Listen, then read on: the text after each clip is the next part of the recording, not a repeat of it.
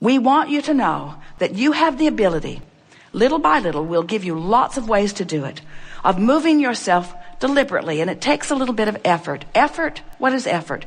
Effort is something you do to overcome resistance. If there's no resistance, it requires no effort at all. So in the first, when there's resistance, a little effort to get into this vortex. But as you begin recognizing that you're in there because you feel good, and then milking it once you're in there because it feels so good to stay.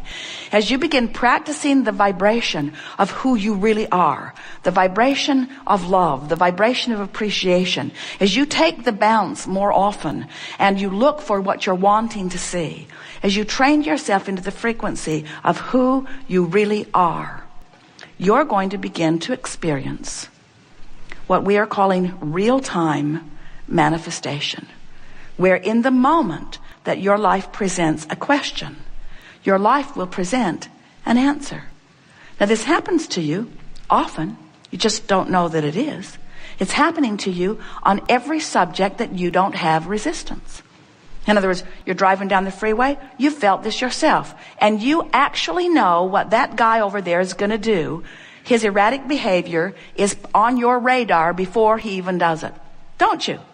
It happens to all of you all the time. You sensed it, you knew it, and you made a decision and you acted accordingly, and you avoided a potential problem because the problem and the solution occurred to you simultaneously, because you were living real time, because you were not in resistance on that subject in that moment. The cells of your body are doing it all day, every day. You have in your body right now the potential, the probability, the wherewithal to experience in great detail every horrible disease known to man and many not yet known by man. But you don't experience them because the cells of your body know what they're doing. And for the most part, even though you're negative, you're worrying and fussing about this and that and the other, you have set up a reasonable amount of resistance. Don't you think it's interesting that even though you have the best medicine ever, the scientists that are really after it, a medical system that is evolved enormously, there is more disease present on your planet today than ever before? Don't you find that interesting, at least? And we want you to understand that you have the potential, you as individuals, and the collective consciousness will follow as enough of you are understanding it. You have the ability to ingest something or be exposed to something. You don't want to live in a cave. There's mold in there anyway, and bats. You can't protect yourself from what's out there. So as you're out there being exposed to it, don't you love knowing that in the moment that you are exposed and the consciousness of your cell recognizes it, which is immediate, that there is an equivalent bounce that is offered, and that in your basking and appreciating and loving, there's no resistance, and so there's no effort required for your cells to move themselves into balance? Don't you love how your planet balances itself? You freak out, there's an earthquake, and we say, good job, planet Earth, keeping itself in balance. You don't have earthquakes, you don't have volcanoes, you don't have a slight shifting of the pole every now and again. You cease to be. But you do have all those things because your planet knows how to keep itself in balance. And so does your physical body. And when you get out of the way, when you are no longer harboring these ridiculous, really, by comparison, prejudices against things, when you are no longer pushing against what you do not want, and you are thinking more of what you do want, training yourself into the vibrational equivalency of who you really are, now you get to live life the way you've intended it. You're in that place where in your alignment, in your vortex of creation, other cooperative components who think like you and desire like you and know like you are gathered, and together you cooperatively take thought beyond that which it has been before. That's what these gatherings are, you see. We come together with all of the detail of the life experience that is you, but we bring something unique to the table. We come as full representation of who you really are in your vortex.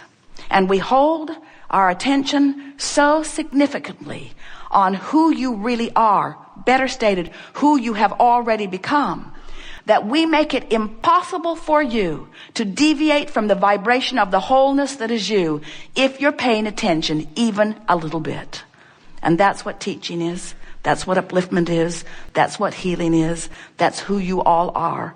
You have come to uplift, to teach through the clarity of your example, to train yourself into vibrational alignment with the whole of you, so that you can begin to see this magnificent world, this magnificent time-space reality in which you are focused through the eyes of Source, through the eyes of Source who is you.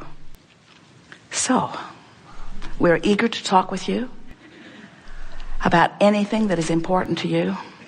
It is our intention to bring you into alignment with your desire on any question that you focus upon. We want to give you our spoken and vibrational appreciation at the outset here, because we can feel already the depth and breadth of your asking, which means already the depth and breadth of the solutions and answers are already lighted up, and we can announce in advance you are having a very good time here today.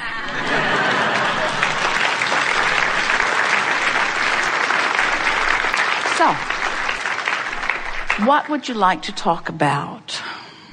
We want to find a way today of conveying to you that as you stand in your physical body and you sift through the details of life as you knew you would, that you launch so many endless rockets of desire, and the universe expands and improves as a result of your exposure to life. It just gets better and better vibrationally. And the new generations that are born into this experience are born from this new leading edge place that you've carved out. But we want you to understand that you and every other species on the planet, better said, you and every other consciousness on the planet, and every particle of everything is consciousness, you are constantly asking for improvement, and the source energy part of you, the vibrational part of you, finds that improvement, finds it immediately, and from then on begins offering from that new vantage point. So that means that as you stand on your physical earth and you worry about global warming, you ask for your earth to maintain its balance. As you worry about earthquakes or volcanoes, you ask for a stable environment. As you worry about economic upheaval, you ask for more stability. And what we want to convey to you is that asking really, really matters. And that asking wouldn't be as extreme or intense or as focused as it is if you were not exposed to the life that caused you to focus it. Now, the reason it really matters is because it is from that vibrational reality that all reality that expands or extends from generation to generation to generation. In other words, the longevity that you know as life on this planet extends purely. This is new. We have not said this to anyone ever, so you're going to enjoy the resonance that you feel as you hear it. As this vibrational reality that we are describing comes to be, this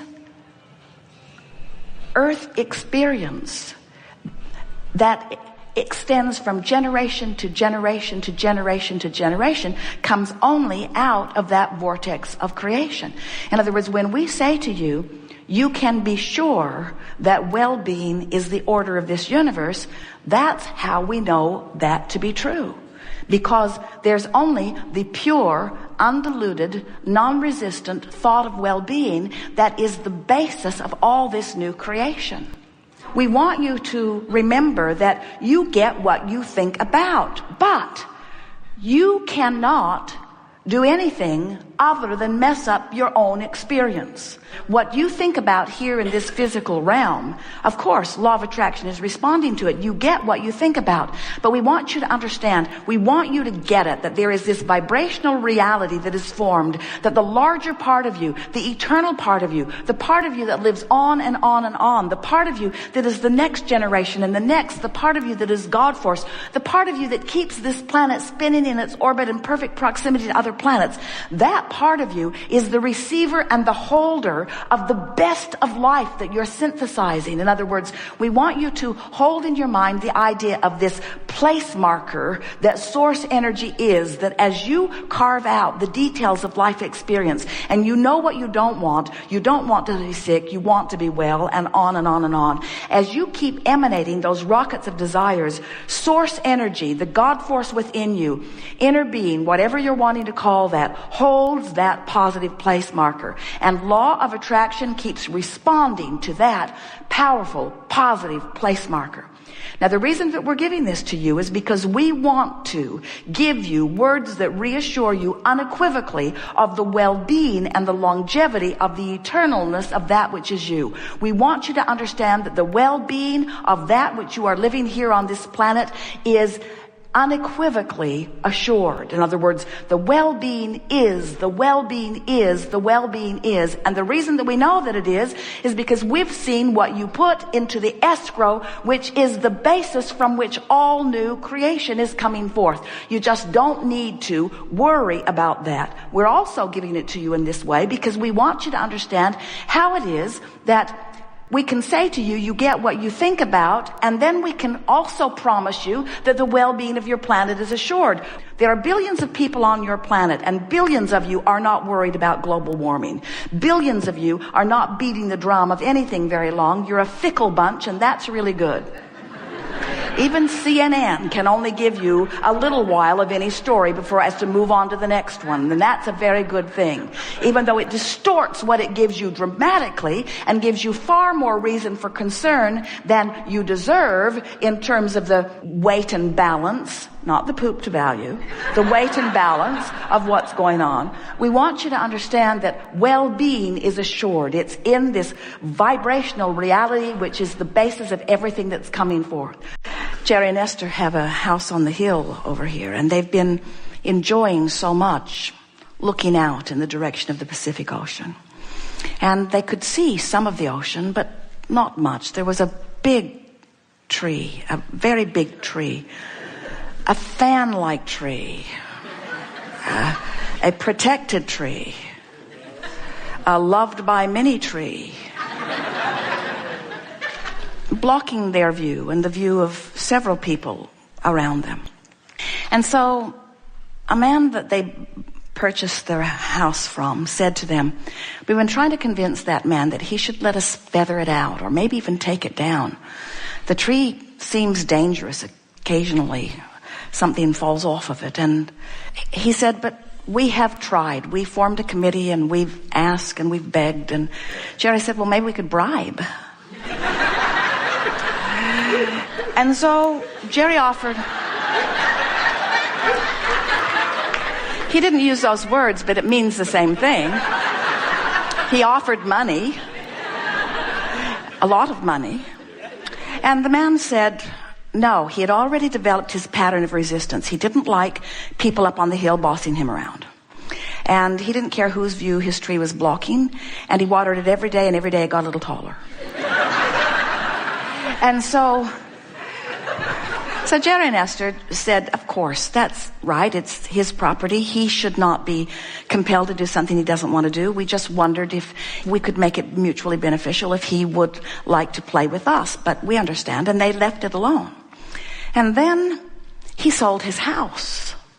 And so Jerry and Esther sent an emissary to ask him if he would like to maybe remove the tree in order to sell his house. It might give it more curb appeal because the tree was making a big mess and such, and he still was very resistant, and so they let it go again. And then someone new moved into the house, and so Jerry and Esther sent their emissary again. Very knowledgeable landscape architect who described what the place could look like, and these people were not interested. And Jerry and Esther understood. And so they just kept standing on their deck and appreciating the view that they could see and appreciating the perspective of the owners of the tree, truly. And then one night, while Jerry and Esther were not here, a hurricane blew through. And a big piece of that tree fell on their neighbor's house. And now this man is begging Jerry and Esther